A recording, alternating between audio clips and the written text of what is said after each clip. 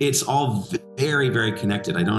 It would be hard for me to separate things out in terms of like, well, are Yeah. you a musician? Are you an artistic director? It's all completely related. And so much of it has been exactly as you state, that I firsthand lived these experiences of what was transformational for me, or what I saw was transformational for others, about where and when in your life you connect with these art forms, and how that, if a community is actually doing this together and supporting it together, is completely transformational.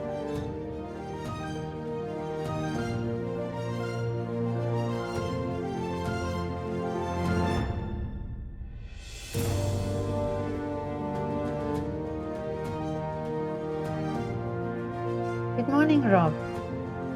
How are you? I'm fine, thank you. It's so great to meet you. Lovely to be with you. I read a little bit about BroadStage. Very interesting. But first, I want to know about your background, because I see that you were a classical musician and you were a clarinetist. Mm-hmm. Absolutely. Just for the record, it's BroadStage. It's named for Eli and Edith Broad, who are. BroadStage. It's Okay. a family name. Yes, it looks like Broad, but it's a family Yeah. name. Oh, So, I see. Okay. indeed. Mm. Well, yes, I'm happy to talk about my former life as a clarinetist.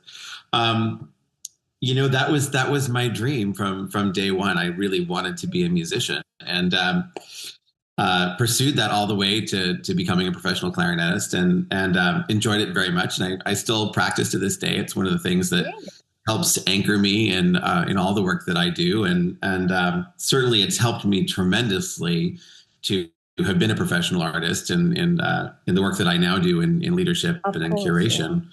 But first, But I just want to interrupt you and ask: do you come from a musical family, or what made you interested in the clarinet oh my specifically? goodness, I can't tell you why. The clarinet was offered after school, so Oh, I it was see. an Okay, instrument so that. It was completely random. It was the instrument that you could take an after school class in I think it was the fourth grade. At that point, I was already playing piano. My brother oh, is okay.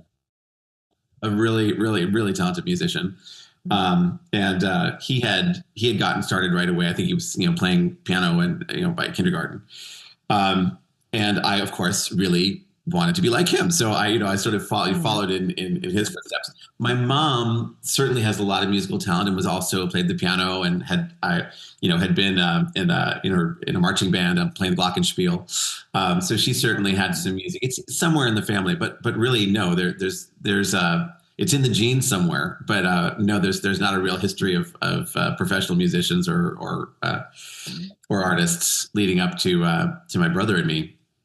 But yeah, it was, really, it was my desire to be like my older brother. That's what got me started Oh, in music, okay. and I immediately took to it. Because sometimes people say that they, as a child, they heard the instrument and then, they really wanted to play the instrument. But you say it just came your way. It was blind luck, blind luck. Yeah, I found the right instrument on the first try. It was completely random, but it was absolutely love at first sight. I mean, there was Okay. something about the quality of the clarinet as a very vocal instrument, that it felt to me that it was as close to singing as I could get, not being a talented singer.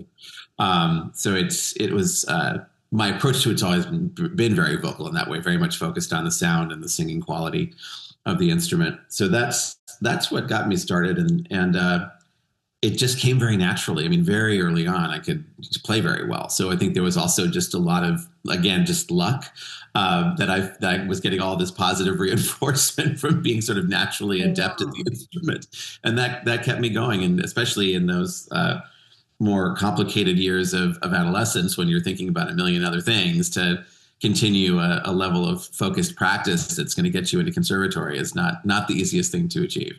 But were you very motivated? I mean, Extremely. did you? Oh, is it? Okay. Yeah, extremely motivated. Yeah. It's there was, yeah, I don't think I had very many doubts that that's what I wanted to do. I mean, from a very young age. So it was clear that that was what I was going to pursue. And Yeah. fortunately, I had a family that was supportive of that. Yeah, I just wanted to ask, were your parents supportive when you said, I want to be a professional musician? I mean, not saying, well, Yeah, to go and yeah. study something else.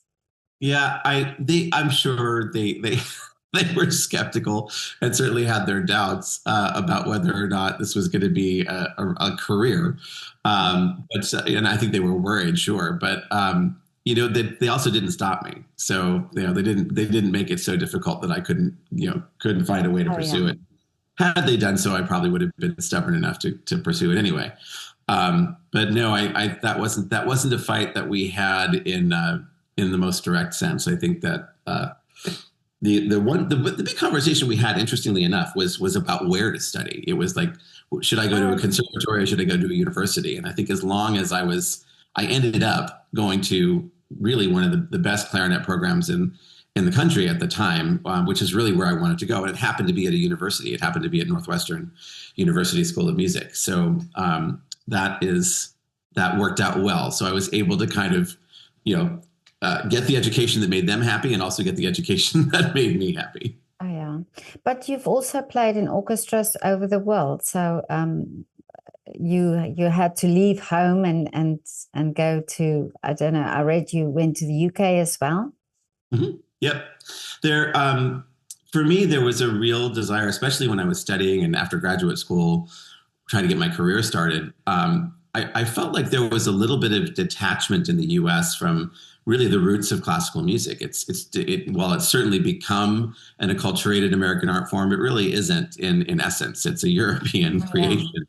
So Mhm. I felt strongly that I needed to be there to in some way get closer to the roots of the music. And there were a number of players and educators that I really admired at that time, um, affiliated with Guildhall in the UK, and it was really important for me to get over there and take some lessons and to get a sense of just sort of how does this all sit. At the time, it was incredibly difficult for U.S. citizens and musicians to get work over, especially in Oh, the UK. really? It's not easy. So it was not a place that I had a very much luck in terms of finding paying work. But it certainly shaped all of my considerations about how I wanted to play, and especially as I was transitioning from being a student to being a professional and finding my own voice on the instrument. Those were absolutely crucial moments where I found a lot of acceptance among European musicians. That was really great. And certainly that really influenced my approach to how I went about pursuing my career in the States. But actually, when I speak to so many musicians, and you realize then that the world for musicians are really very small because they all seem to have connections overall. Yeah, it's true. It's a very small world. It's a very small world, and I think partly it's because it is so competitive, and it just there's not a lot of room. So at a certain point, the field narrows to the people who are working consistently and working hard and keeping the art form growing. And I think, at a certain level, there's just a broadening interest of not just the focus on your instrument or the focus on the very tiny role that you play in a musical world. It's a very specific thing, but how to broaden that, how to actually get outside of those confines and experience the whole world, experience everything that's there to influence your music or the way that you're seeing a life in music. And that's when those connections really start to blossom. As you'll find your collaborators, you'll find the people who are just it's so urgent for you to be around them because they're just so influential to your psyche and your heart and the way that you're growing, and continuing to feed all of this quest for knowledge, which is really what being a musician is all about. Exactly. So Yeah. and that never leaves you, whether you leave the instrument or not. That never leaves you. Yeah. But that's so amazing. I just recently had an interview where we talked about um, the cultural, also the fact that you move to a different country and you pursue your art form there, and you have to. It's not just about uh, getting to know the people in the orchestra, but it's also getting to know life where you are living and the cultural differences and adapting to that. And it's always that almost that advantage because you bring all that with you everywhere you go. Yeah. For me, that's certainly been true of travel, and it's certainly been true of the extended stays that I've had in places. I would say I would uh, speak to that comment that I actually have never repatriated. I've never actually lived permanently in another country. But certainly traveling to study, traveling to spend a significant period of time somewhere and to really begin to learn how that will influence you has been a hallmark of my life and my work, from day one. And I think that you're absolutely right that there's a sense in music that everywhere you go, you're bringing your particular tradition with you, and that tradition is really hungry to be in a relationship with all kinds of other traditions around the world, and that at a certain point, when you really, I don't know that you ever master music. I think music lets you in at a certain point, and you just continue to learn for the rest of your life. I'm not sure there's such a thing as mastery, but when you've achieved a certain level of skill and a certain level of the ability to share this body of work and to represent it in a meaningful way to other people, that you become a portal for that expression and that experience. That's your gift, and that's what connects you in the world. That's what gives you a sense of agency when you're also in a world where you're a total stranger. No one, nothing about it. So you've got your gift to bring, and that's the thing that I think can open doors, and also that's your moment to be as responsible to what's coming in, to what you're learning, to how that's changing you, and how to respect that tradition that you're learning as also something that takes years and years and a lifetime to represent meaningfully and to engage with others. So I really believe that there's a certain point at which you're just in a constant state of learning, in a constant state of exchange, and the depth and the richness of that is what continues to grow these art forms. It's why they continue to blossom after centuries, if not millennia. But for you then, how did your career as a musician transition into artistic director? It was, again, just I want to say it was a complete stroke of luck. And I also want to say, no, if you look at it, maybe I engineered it. Maybe there was something that was growing in me the whole time that I wasn't entirely aware of. But I will tell you, this happened to me in my very late 20s, early 30s, where part of making a living for me was I was always affiliated with some kind of music school or teaching, as well as performing. And I would continue in these teaching roles to get asked if I would do some level of program direction or administration, or if I would lead a program. So I had a lot of experience in administration of artists that, sort of throughout my early life as a teacher. Some people really just want to be in the studio and they want to work with their students and they want to just, that's it. And some people are more adept at sort of managing how those operations work and how we make room and how we make space for people that is, that can be occupied by teachers and students. And I was always really compelled by the opportunity to, again, engage with the bigger picture of those organizations and not just my small role as a clarinetist or as a teacher. Yeah. Not that that's a small role, but specific role. So I had some experience with that, but that was kind of it. The other place I had some experience was that I was pretty good at writing grants because I had always had a desire to fund my own projects. So I had learned how to raise some money, and I'd learned how to get foundations to answer me, and I sort of had a sense of how to offer myself that kind of agency that you need to carve your own way. So at that point in my life, I was touring a program that I had made called Joy in Jeopardy, that was about these 4 beautiful clarinet works that were all written within a few years of each other in the midst of World War II, all at different places in the world. So there's the Bernstein Clarinet Sonata that had been written literally on the beach in Miami, as he's listening away to Cuban music and not thinking necessarily of where we were with the World War yet. Of course, the U.S. had not only not entered, but was kind of blindly ignoring it. You have the Messiaen Quartet for the End of Time, which was, of course, famously written in a prisoner of war camp. You had the Hindemith Clarinet Sonata, which was written as Hindemith is basically fleeing Germany to Switzerland. And you have the Gerald Finzi Five Bagatelles that were written underground, written in a bomb shelter as Germany is bombing London.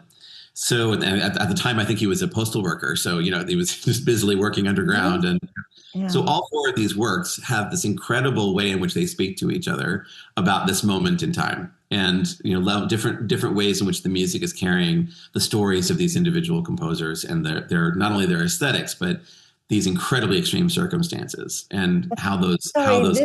This is so interesting. What made you decide on this program? I part of it, I think, was that I had played a couple of these pieces. I'd played all these pieces a lot. They were in my rep. And I'd never really played them together. And something in me just said, I wanted to, again, look for a bigger story than each one of these works individually, that somehow the bigger picture they painted, like if you just go into the sound world of those years between whatever it was, I think, 1939 to 1945, there's something in the DNA of that music that's unmistakable. And it just calls something forward that each one of those pieces individually did not. And so the context really appealed to me. And at the time I was, also thinking a lot, and adjusting myself in my own relationship of understanding my Jewishness and understanding my relationship to the cultural inheritance of the Holocaust. That there was a need for me to explore some of that, and in a way that I had could make a direct contact with it. That is very much a part of my cultural past, and something that I wanted to have a way of authentically touching. Certainly as an American born well after that, it felt like a pathway to me that was legitimate. That felt like there was something I could really begin to meditate on and understand. So I think there was a number of things that were calling me to the subject in that way. So I had the opportunity to play that program at the BMIC in London, which is the British Music Information Centre, which is kind of in a way the Library of Congress for the UK for music, and in part because they were interested in how an American would play the Finzi, but I learned a lot from that. I should have coached that before I went, but there you go. Learn, 2020 hindsight. So there was a definite interest in the program there, and as I was there playing the program, I was staying with a friend of mine who at the time was the head of the BBC Singers. So he produced the BBC Singers and had this very long and illustrious career in the BBC.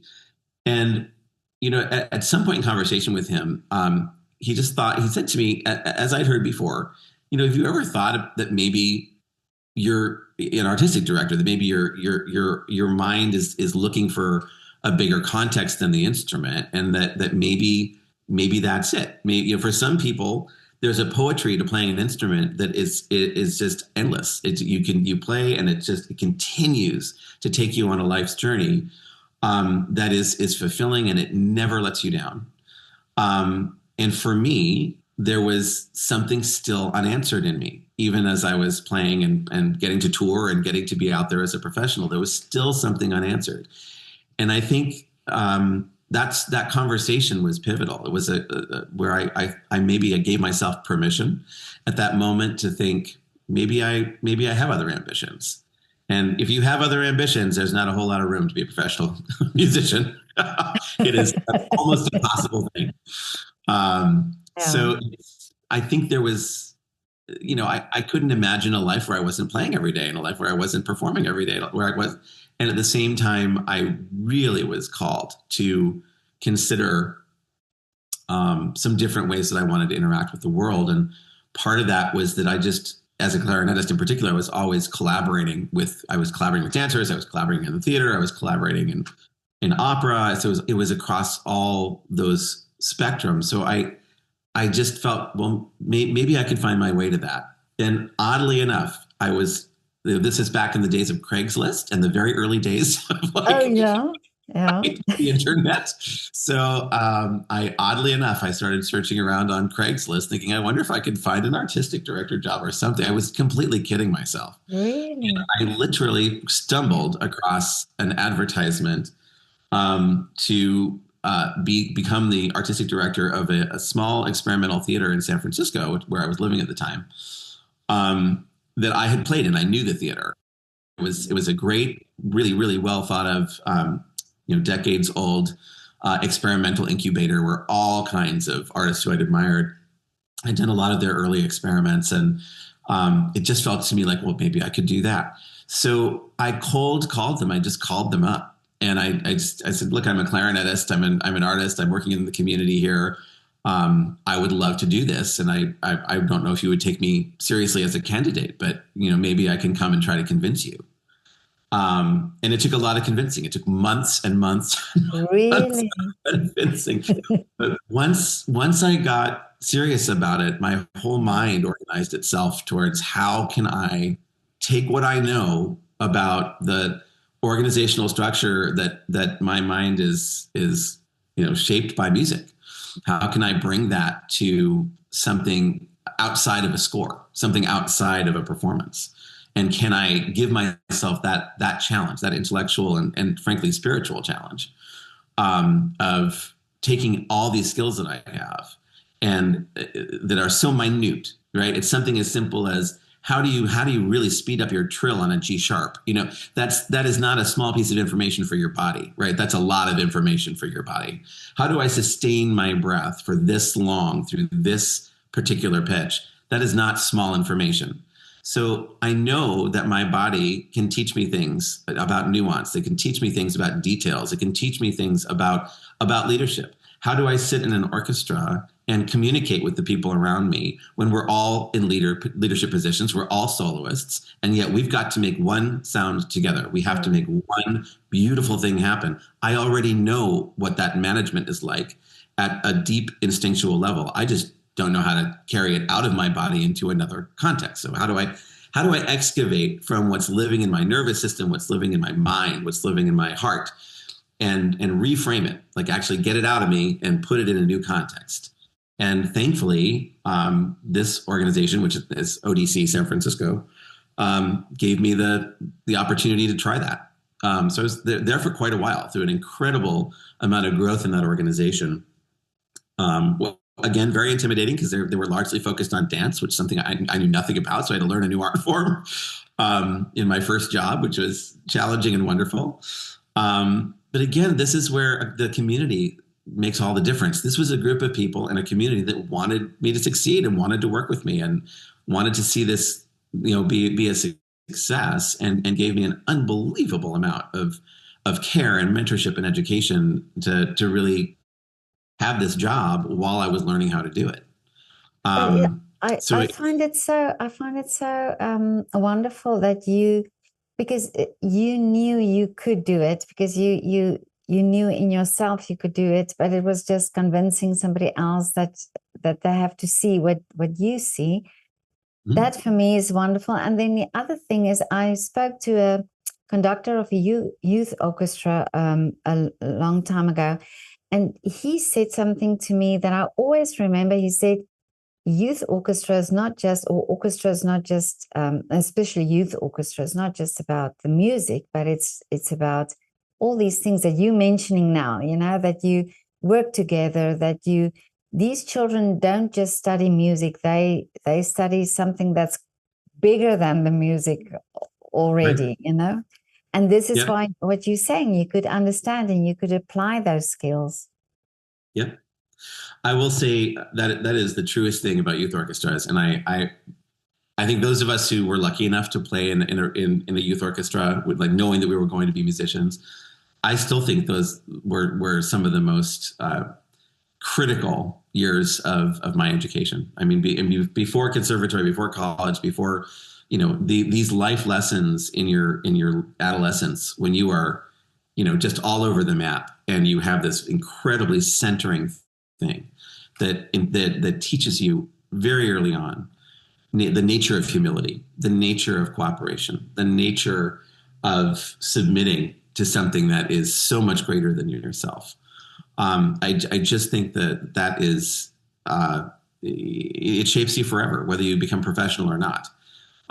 Really do, and I think everyone should play in a youth orchestra. Everyone should be part of a choir. Yeah. Everyone should be part of Yeah. something where that happens. I think it's the most important contribution to a well society, and But I mean I, it seriously. yeah, but I spoke to a few opera singers from South Africa who started their singing in the townships where they sang in choirs, and they all say that this kept them grounded, that this kept them off the streets, or this kept them sort of focused on something, motivated for something, and they all became then opera singer. Oh, well, not everybody in a choir becomes an opera singer, but of course, that's part of the education, of yeah. Well, and I think especially as you go on for me as I've gone on in my career, the experiences that I've had with that sensibility, with that sort of sense of like how something comes into a community, how it becomes part of a conversation, how it has and registers that impact, and how that becomes the job of the messenger of an arts organization, right? That's the intermediary role that you're playing. That's everything about how I go about this work. So, or the work that I do now. So it's all very, very connected. It would be hard for me to separate things out in terms of like, well, are Yeah. you a musician? Are you an artistic director? It's all completely related. And so much of it has been exactly as you state, that I firsthand lived these experiences of what was transformational for me, or what I saw was transformational for others, about where and when in your life you connect with these art forms, and how that, if a community is actually doing this together and supporting it together, is completely transformational. um, that's driven me more than the desire to, I need to be running an organization and everyone who's performing on my stage has to be the most important superstar of the day, where it's just all about celebrity, or it's all about the rarest of the rare, which of course I also respect and believe in. But what drives me is not that. What drives me is this very, very, very transformational, deep transformational experience that happens for people when it's coming straight from the soil in which you're planted. And that I think, is perhaps why, or these arts organizations, as hard as things are getting, are able to survive really difficult times. It's that absolute authenticity of the gesture. And it's true what you're saying. This idea of it has to be the star, or it's not, or the whole celebrity culture that we're living in. That's not what it's all about. No, it's not. And I mean, it's charming. It's intoxicating in its own way. It has Yeah, its yeah. it's it has its glamour. Of course, it does. Um, and that's kind of what it's about. It's that self-perpetuating element of it. But that's really not it. And that, especially as the challenges come as fast as they're coming. I mean, what's celebrity really going to mean, or at least the way we understand it now, when this audience transition that's taking place right now globally, but really in a pronounced way in the U.S., when this is complete, and you're looking at an audience that has never really genuinely connected to these Exactly. art forms, to the way that they're currently practiced, to the way they're currently delivered, and you can be a household name in classical music or in opera or in dance right now, and in 15 years be like, who? Exactly. It's a Yeah. very challenging transition that we face. So it's not so much about that side of it at the moment. It's about this much, much deeper need to understand how an entire generation has not really yet been seen, heard, or it doesn't feel connected in a Exactly. way that we urgently need to design. And it's this is a this population shift right now, and what it entails, as well as the wealth transition that's going with it, and what that implies for the sort of economy that surrounds the fine arts, will be the greatest challenge of the decade, no question. But So don't you think also the fact that art is, if we look at the mainstream schools now, not the art schools or the vocational schools, but if you look at the mainstream schools where art is taken out of the syllabus and reduced to, say, after school or maybe just 1 or 2 hours a week, where children don't understand or they don't get the opportunity to pursue an art form. I'm talking overall, not just music, but dance and fine arts and so on. But that if we could have that as part of the education, that children would understand what it takes, and that they would appreciate the art forms so much more, and appreciate also the artists, because not all of them will become professional artists, but they would be able to understand the art form. yeah. Well, I think that's exactly right. I mean, education and lack thereof, as a sort of broad spectrum of introduction and involvement with the arts, has suffered greatly, and over the last 30 years deteriorated to the point that it's just not a part of a regular education. And I think that is a leading cause for where we all are. There's sort of a lack of basic cultural consciousness around it. I will say, however,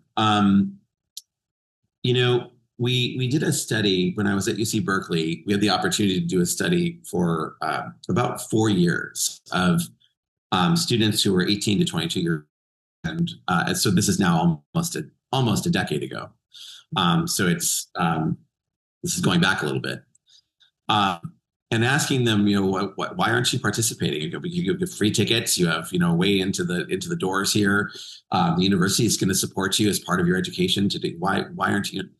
And the vast majority of the reasons that they had for not participating was not that they didn't like the music or didn't. I mean, they often would say things like, "Oh, I love Rachmaninoff," or "I love 18-year-olds saying I love classical music." They just didn't like the way it was presented. They didn't want to go into a theater where there wasn't, frankly, an easy way for them to leave if they got bored.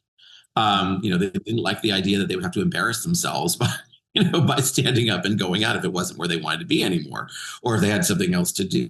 That was the number one reason. Number two was that they didn't want to be surrounded by people who were nothing like them. They didn't see themselves in the audience. They saw a lot of older people in the audience. It didn't feel, inviting or hip. And again, not the content, the experience, right? And then the third piece was the sort of sense of, I can't interact with this. So I can't, I'm looking for something that I can somehow interact with a little bit more than being so passive, than just sitting and listening. So it was surprising to us that the big thing that we learned was the arts are just as relevant and just as necessary. It's not the content. It really isn't. It's the way that presents itself as something to do. It's the way that you're going to interact with it. So that was the largest contributing factor. Now, certainly, there are questions of literacy. There's questions of familiarity, of course, and that plays a big part too.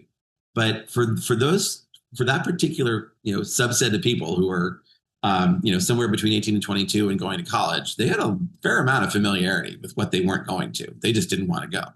So that was a real eye opener for me in terms of, well, how would I then address that problem? Because I can't rebuild all the theaters in the world. I can't suddenly, I can't change the way that these art forms are expected to be practiced, as far as there's an expectation that if you're sitting in the theater, you're not suddenly going to stand up and exactly. Yeah. Right? You can't just change the rules, right? It's that quickly.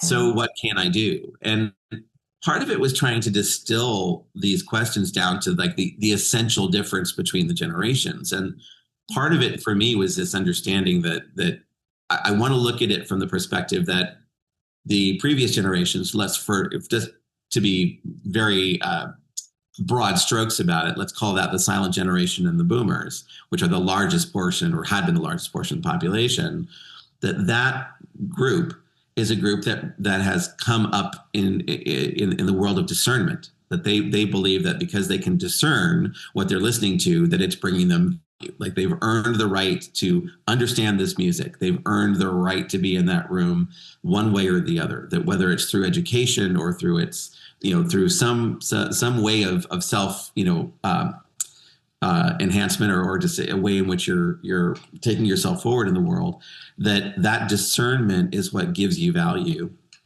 And this arriving generation is saying that they want authorship. They actually want to somehow author the experience while they're Oh, in it. yeah. And Mm. that those mindsets, that's where the difference lives. If one says I want to discern and one says I want to author, that proposes a whole lot of other pathways to say, oh, well, all right, maybe I can find ways to strike this balance where I'm not taking one thing away from one and not, maybe not completely bowing to the other. So it just opens a lot of doors for, well, what's called for here if that's the shift? And what does authorship really mean? Do they really think they're composing the music? Do they really think do they want to be in participatory environments where they're, actually somehow interacting directly? Or what does that mean? At what point can you satisfy that urge? That doesn't involve necessarily every work being an immersive, interactive piece of music or theater, which very few people, I think, would say is their favorite thing in the world. Audience participation doesn't rate high on my list whatsoever, so don't call on me. But it calls for Yeah. different Yeah. mindsets. So Mm. that's I do think that if we just get stuck on just the education piece or just the parts about, well, how is anyone ever going to understand it if they're not exposed to it? I think we're underestimating how much people are actually constantly exposed to things because they're all right there, on the World Wide Web. There's Oh, nothing you yeah. can't get access to. The Mm. question is not, it's not so much that it's about how do you acculturate it? How do you make it something that is a place where you're fulfilled and excited and you feel that it's really enriching and you're growing through this transformational experience, that you've got a lifetime to live by being engaged with the arts. So that becomes maybe a different way to start to think about where you want to sit with it. Mm. So now that you're working with young people, you working with art education, um, can you really tap into yourself as an artist and understand them also better? Boy, I hope so. I think being an artist, I think it's the fountain of youth in its own way. I mean, the rest of you is going to fail. That, I'm getting older. Every day, oh, I'm a little more jowly today, aren't I? Whatever it is, we're certainly as physical being, eventually going to fail, but you're part of an infinite well. When your understanding of yourself is that you're living in this incredibly energizing and lifelong relationship with something that is constantly going to evolve. It is never going to be the same thing. It is, every day it's going to be different. So I think that there's a level of that where if your expectation is not that you're great and you're you and you're always going to be wonderful and amazing, and again, the sort of more on this, maybe the celebrity side of the mindset of like, here I am, the picture of excellence, rather than that, maybe the question is, here I am in an ever evolving state. I think that there's something so liberating about that, especially intergenerationally, that when you're really just so intrigued by what's coming along and how it's different from you and how it can enliven you and how you can make room for that, how you can make room for what's coming along. That to me is just that's the most exciting piece of it, and probably why in my leadership career, for more than half of it, I've ended up working in environments that are attached to universities or colleges, because it feels like there's a really important uh, portal there. That you're attached to this constantly brewing energy of people who are going to inherit this. This is their cultural inheritance. This is what they're going That's to true, receive. yeah. Mm. If it's your responsibility to, in some way, shape, or form, ensure that they get that. and that they're prepared to receive it and that they're going to value it in some way, shape, or form, then that becomes a part of your daily life. Just kind of constantly thinking about that. So I really do believe that that's the most exciting thing. So talk to me about Broad. You say it's BroadStage. Yep. Mm. BroadStage it's a wonderful mid-sized performing arts center. So it's our biggest venue is a 500 seat shrunk down opera house. It's an absolutely glorious acoustic. It's a beautiful building. And we also operate in what we are calling our music hall, which is an indoor outdoor space for about 200 to 250 people, and a really gorgeous intimate black box that's for 90 to 100 people. So they're all very intimate spaces, and they all call for kind of different styles of programming and different ways that they might engage with what happens in them. Probably the most interesting attribute of the venue itself is that the main stage, so the BroadStage, as I mentioned, was designed as a shrunk down opera house, and part of that is because it's on the campus of Santa Monica College. So it was designed for young singers to be able to have a fully professional stage, which is is fully equipped. It can do anything technically. It's state of the art, and it's a big stage. But the actual chamber, the house, is only 500 seats. So the young singers could actually learn their operatic roles without blowing out their voices before they were ready to be in a bigger room. Oh, I see. So Yeah. so the end result is we have an absolutely stunningly perfect acoustic in an absolutely beautiful building. When was That is, that built? Sorry, when was that built? it opened in 2008. Okay. But the So it's stage was the stage built at that time, or yeah, the building? Okay, yeah, the the building theater. would have Mm. been. So it's just it's an acoustic that people from all over the world want to perform, and especially classical music, vocal music, any kind of acoustic music, jazz. People are just nuts for it because it really is the most flattering room anywhere, I would say, on the West Coast, probably in the US. So it is not unusual for us to have, we have a celebrity opera series that is, the best living singers will come and do a recital in that room, for 500 people when they're also singing at the Met. So it's has that kind of appeal. We just had a performance a couple nights ago of the Los Angeles Master Chorale, who, in my opinion, are arguably the best choral ensemble in the world right now. They brought a smaller complement of maybe I think it was 18 singers, 20 singers, as opposed to their usual complement of 60 or more.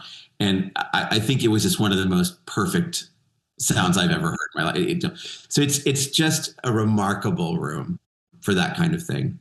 The programming spans everything from theater to music to jazz to classical music to jazz to opera, all things, dance as well. So it really is a great variety of work that we're able to do. And the focus is extremely, as I put, it's extremely intergenerational. The idea that we have is how to make sure that these art forms continue to evolve and continue to play their transformational role in the lives of our community as we're going through what is arguably the largest shift in sort of public consciousness around the fine performing arts that we've ever experienced.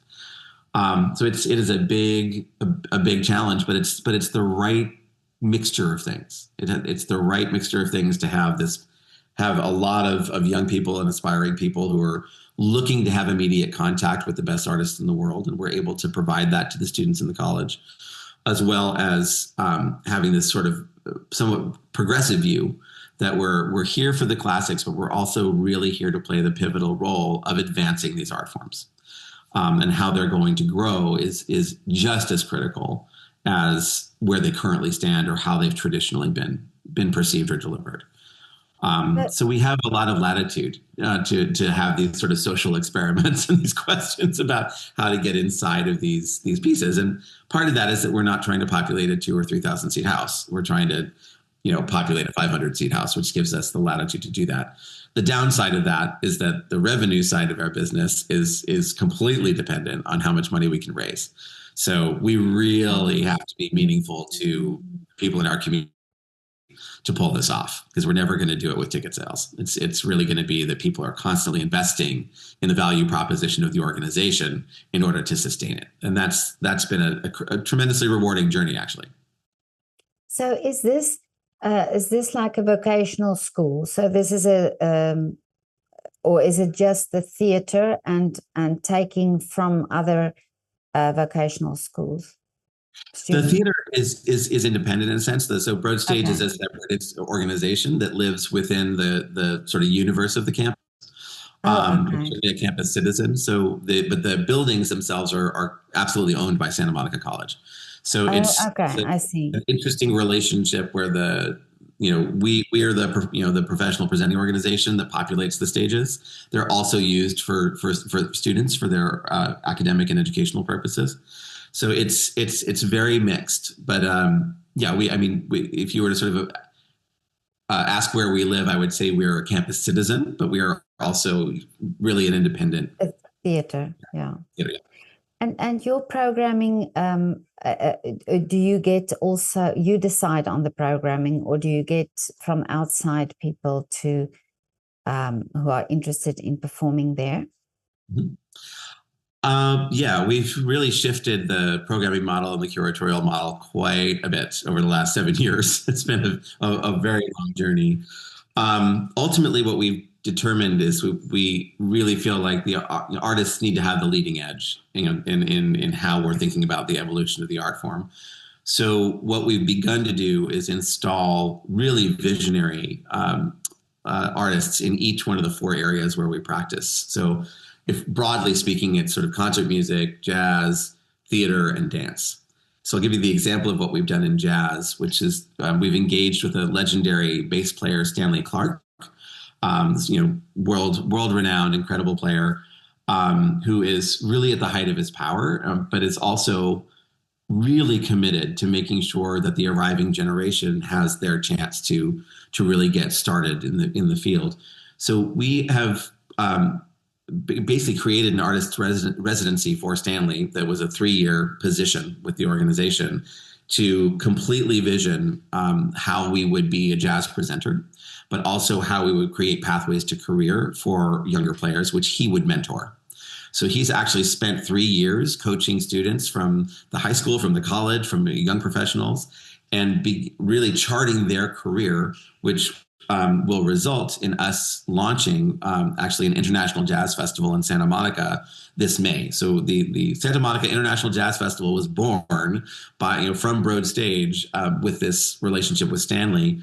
And the whole idea was to sort of, we have a destination city. We'd like a destination festival for that city, but we're also really looking for a way for students and for young professionals to begin to see themselves on those stages and to know that there's a pathway by being involved with our organization to get there. So what that's meant is that our whole community has gotten to know Stanley Clarke. Like everybody he was already a celebrity, I guess, but he's really become part of the fabric. So they're beginning to see the art form through his eyes, and they really feel like they know what they're listening to, and they do know what they're listening to. They know something really deeply about this art form because they've had an extended period of time to really see it through this artist's eyes and how he sees it and to relate with him. And that's the relationship with that artist has gotten so strong that the relationship with the art form has also gotten that strong. And it's just built a consciousness in the community that's elevating the whole desire to see this big international festival come to life. So what we've learned from this is that the kind of artist that we want to work with is going to be curating with us, is going to be helping us to design our point of view for that particular art form. Sure, it's still going to be done by our artistic planning team, and it's still going to be done within the framework that we build for the artistic vision of BroadStage, but a lot of it's going to be executed through their point of view. So it's a little bit of a shift in what when you say, do you do the programming or does our artistic planning team do the programming? We do, of course. We're out in the field all year long and working with all different kinds of people. But these residencies are really the beacon. They're the anchoring point of view. So that creates a frame within which we can then begin to do our excavation into the field of, well, what do we think is going to be interesting for our community and how are we building those bridges? So it's really been transformational. Normally, you'll see a programming team of one or two people, and it's a it's one artistic director, would have been me, point of view. And I think at a certain point, you get tired of your own voice, and you get tired of what you think is interesting, and you need a bigger world. You just need a bigger Yeah. point of view. Mhm. That if your goal is to get the art form evolving or to support the art form evolving, then it's got to be the leading edge of the artist that's giving that its lift. So we're working now to install the artists in theater. Next year we'll install someone in dance, and then we'll install in classical music. So in 4 years' time, we'll have somebody in each area, and the idea is that these will all be rotating 3-year residencies where that artist will have tremendous responsibility and impact for how we're building that for the art form with our audiences. I love this idea of the residency because I think also how important it is for artists, for young artists coming up to have that um, interaction, and that it's not just uh, somebody that's distant, or that it's a musician and you admire his work, but it's somebody there, and that there can be a connection, and there can be this uh, personal relationship between that art form because there is somebody behind it. There's a real Yeah. person there. Absolutely, and that shapes who we choose. Right? That's the artists who we want to work with are going to be people who are well into their career, and really want to share something, that want to be in that mentorial role, want to teach. That they have a practice that they teach as well as an art form that they are a master of, or whatever language we want to use. I don't like that word, but the that it has to be someone who has that kind of curiosity and that kind of interest. So many people don't, and I absolutely don't blame them. They're everybody's different about how they relate with this incredibly personal thing that is one's own creativity and how that manifests in the world. It's a very vulnerable spot. So most people, really would like to protect that and also practice in it in the most rewarding and safe way. Interacting with students is not always that. Interacting with students is opening a portal to a certain level of real interrogation, right? So Yeah. it's uplifting and it's amazing, but it's also hugely challenging. And some people love it, and some people just don't. So there's a layer there of that generosity of wanting to be that kind of a mentor, and to be trustworthy in that space, which is huge. And then there's the curatorial piece. Some people would love to practice their art form, but would never want to program it. Would never want to think that way. Oh, yeah. So it's kind of a unique person that we are looking for that wants to be involved in all of those things. And we were so lucky, again, just kind of blind luck, that when we first started out with Stanley Clark, he just was the epitome of all three. That he really just had this generosity. The first things he said to us were about how he wanted to, when we were approaching him about, could we possibly make this work with you? The first things he said to us were about how much, if the thing he values the most is being an educator. That is the thing that is, and this is an international superstar, but that is what matters to him the most. And it turned out to be entirely true, that his level of generosity has just transformed those careers. And it's also true that not everybody can teach. It's also that you have to have that, also that special quality. Yeah.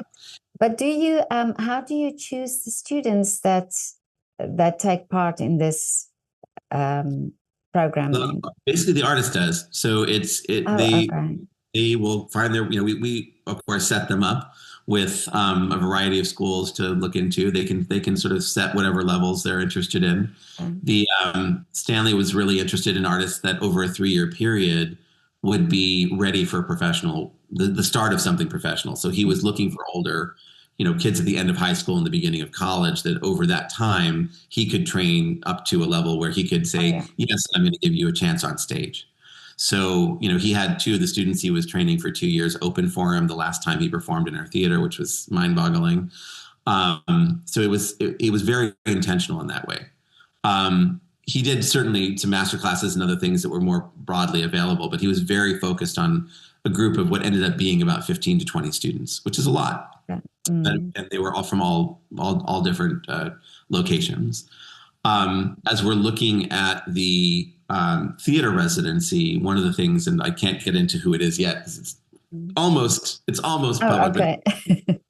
one of the things that they're looking at is they have a style of making their work that they teach. They've organized it, so they're looking at having open classes for all ages, for people who are also classes for people who want to be professionals, and also classes for people who are professionals, so that they can sort of pull that Oh, I apart. see. So anyone could participate. If you wanted to come and take this particular kind of theater course as just a layperson in the community, you could do it. And you could also take it if you're, an aspiring actor and you want to get in front of this director. So it will have all of those layers to it. This sounds so amazing, and so and your enthusiasm and your energy, it's wonderful. Yeah, and can you look at young artists and almost spot a talent or spot somebody that has the same sort of drive and energy that will, I wouldn't say become the world famous, but will pursue this art form to really bring it to what it is supposed to be. Yeah. I mean, I think probably anyone on the planet can see someone who's extraordinary and go, that's extraordinary. Like, Yeah. I don't sure that is, I mean, for a lot of years, that is what my job, like what an artistic director or what a curator would have said they were there to do, they were there to anoint people, and that's always bothered me. I'm like, it's not your talent, it's their talent. The artist has the talent. Like, there's an act of appropriation that I've always been very uncomfortable with, and partly I think it's from being an artist. I'm like, this is mine, not yours, and this is right. So just because I can identify you doesn't make you more special or me special in any way, shape, or form. So I think I think about like these two young artists who we just had, who are such perfect pictures of this.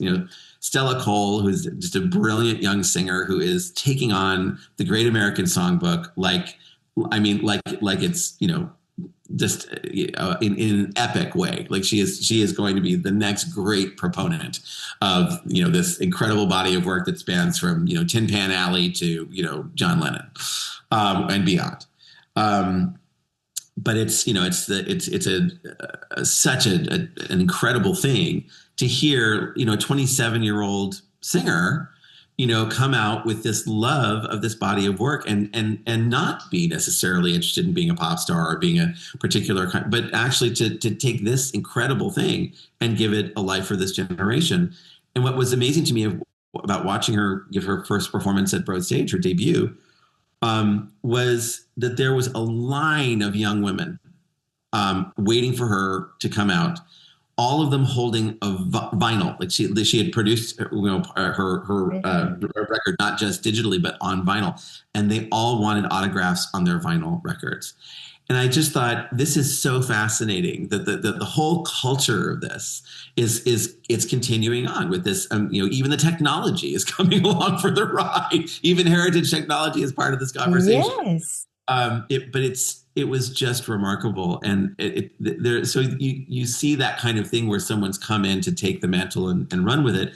And anyone could listen to Stella Cole sing and say, this is a great voice. That's not my discovery by any means.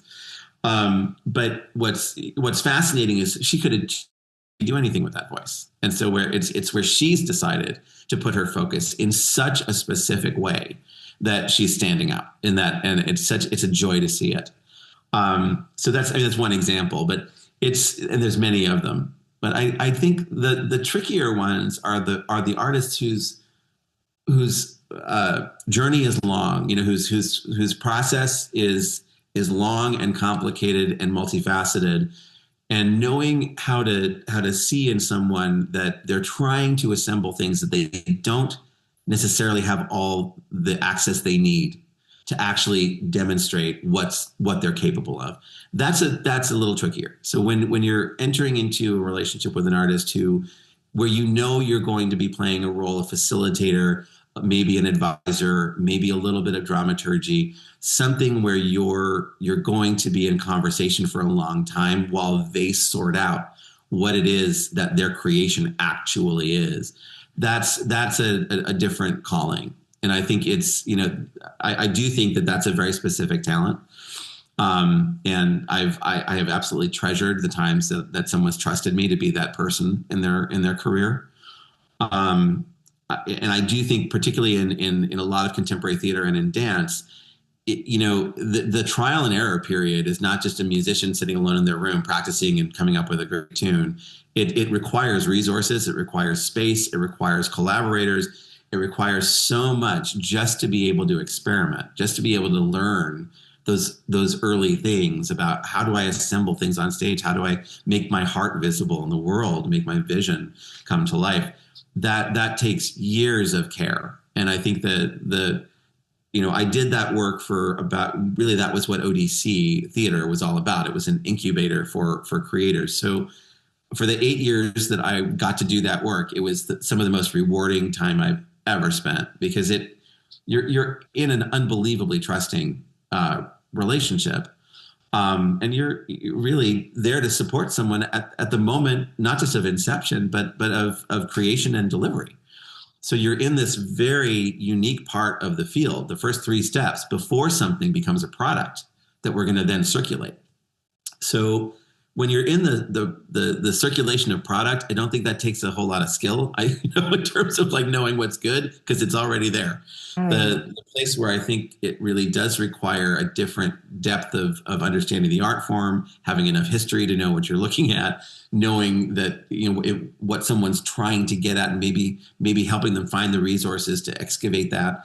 That's a different line of work, and that's what the folks who are in those 99 seat houses are doing every day. And it is hard. It takes incredible skill. It is oftentimes completely unrewarded and not the most remunerative.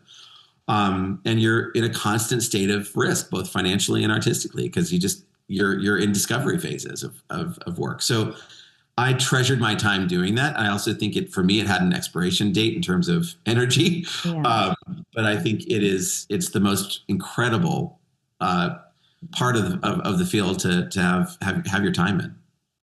Amazing. I love those stories also. I sometimes talk to also artists where, the beginnings were so humble, especially in Africa. If you see what they achieve and how they have to overcome so many things, then you almost think that's part of the art form, that's part of the artist, and that almost gives it that color of what it is. Absolutely true. But Rob, what is the dream, or what are your wishes? My wishes? Yeah. For the world, for the field, for what? For the theater, for yourself as an artist. I think we're coming into an unbelievably exciting time. I mean, I know it's scary, and I know there are maybe greater challenges, certainly in the U.S. Than there ever have been. They pale in comparison to the challenges that you were talking about globally. They really do, and I think we constantly have to be reminded of that fact. That we still live in extraordinary privilege in a lot of ways. But there is this is going to just be a very interesting and complex time where we're certainly up against massive shifts in cultural consciousness. And those are always the most robust times for creatives. That's when people are going to find their voice. And I think it's in some ways when times are turbulent, I think what happens is people really need to reduce down to the thing that is the most essential about them, right? You just get to this is the thing I can't let go. This is my one anchor in the storm. And when you're at that moment where you can actually know that there's something essential about you that is running you, straight to the ground. It's running you through the earth. It's connecting you to the universe, that one nugget, and you're going to work with that nugget. I think that specificity, that clarity, that certainty, and also that mystery. There's a mystery to why. Do you know why that's your thing? Who knows? There's Exactly. an of just absolute. It's all sort of in the veil in a way, and I think those times are times when the most powerful, sort of condensed. This is when we go from a coal to a diamond. That we just compress to something that is so true and so essential. So for me, the hardest thing with new aesthetics or change, or, the way art forms are shifting or whatever, is whether or not they're coming from something that's absolutely true for that artist, right? Absolutely true for that maker. If someone's telling you their absolute truth, I don't care if it's the weirdest thing you've ever seen, you're going to get it. You're going to vibrate at a cellular level and say, I understand. This is humanity. This is humanity. I get it. I don't understand it. I might not like it, but I get it.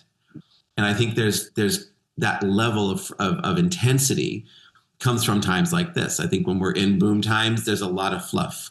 There's a lot of things out there Exactly. that are, That's true. Yeah. and when we're in Yeah. the hardest of times, we get to the truth. So I Mm. think there's something really powerful about that. And as much as we're all struggling with everything from the economy to the rise of authoritarianism to questions about our freedom of speech, questions about who's safe, questions about whether or not we're going to go to the theater and encounter an act of violence. I mean, it's a really complicated time. It's a complicated time with all of those things happening and huge changes in what's interesting to people. If that's all afoot, then I expect what's gonna come back from the artists and from the creatives is going to be extraordinary. So I do think that the hardship, as you pointed out, I think it does breed a certain degree of focus and intentionality because you can't survive without it. If you can't get your message across in a minute, you're doomed.